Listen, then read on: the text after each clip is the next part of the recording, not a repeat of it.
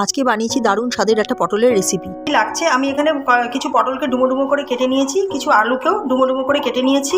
1 চামচ হলুদ, 1 চামচ লঙ্কার গুঁড়ো, অল্প কিছু কাজুকে আমি ভিজিয়ে রেখেছিলাম আগে থেকে, 1 চামচ ধনে গুঁড়ো, 1 চামচ জিরে গুঁড়ো, একটা গোটা পেঁয়াজ, অল্প আদার টুকরো, একটা টমেটো, তেজপাতা, শুকনো লঙ্কা, 1 চামচ মতো নুন, 1 চামচ মতো চিনি। পেঁয়াজ, আদা, টমেটোর একটা মিহি পেস্ট মিক্সিতে করে নেবো। আর এই কাজুটাও আমি একটু মিক্সিতে মিহি পেস্ট বানিয়ে নেব। বেশ কিছুটা সর্ষের তেল দিয়ে দিয়েছি। প্রথমে আমি আলুগুলোকে একটু ভেজে নেবো লাল লাল। আলুগুলো ছেড়ে দিলাম। এতে আদা, পেঁয়াজ, টমেটোটা দিয়ে দিয়েছি। এটা একটা মিহি পেস্ট তৈরি করে নেব। করে ভাজা হয়ে গেছে, এবার আমি আলুগুলো তুলে নিচ্ছি। এই তেলের মধ্যে আমি পটলগুলো ছেড়ে দিচ্ছি ভাজার জন্য। পটলগুলো একটু লাল লাল করে ভেজে নেব। ভালোভাবে ভাজা হয়ে গেছে, এবার পটলগুলো আমি তুলে নিচ্ছি। কিছুটা সর্ষের তেল দিয়ে প্রথমে দিয়ে দিচ্ছি জিরা ফোড়ন, একটা শুকনো লঙ্কা,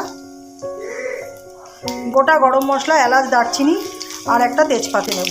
ভাজা হয়ে গেলে আমি পেঁয়াজ, টমেটো আর আদাটা বেটে রেখেছিলাম সেটা দিয়ে দিচ্ছি।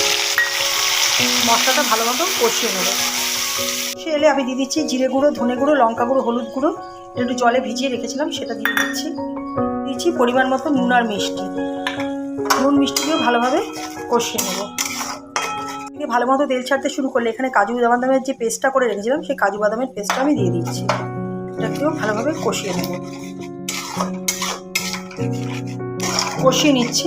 ভালোভাবে কষে গেছে, এবার আমি ভাজা আলু আর পটলটা দিয়ে দিচ্ছি।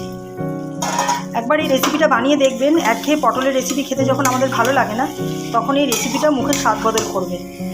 খুব সুন্দর হয় খেতে। ভালোভাবে এটা কষিয়ে নিচ্ছি মশলার সাথে। ভালোভাবে কষে তেল ছাড়তে শুরু করেছে। আমি অল্প গ্রেভির জন্য জল দিয়ে দিচ্ছি। পটল আর আলুটাকে একটু সেদ্ধ হতে দিই। সুন্দর এসছে কালারটা, খেতেও খুব দারুণ লাগে। এটা গরম ভাতে তরকারি তৈরি হয়ে গেছে। রুটি, পরোটা সব কিছুর সাথেই দারুণ লাগে এই দারুণ স্বাদের পটলের রেসিপি।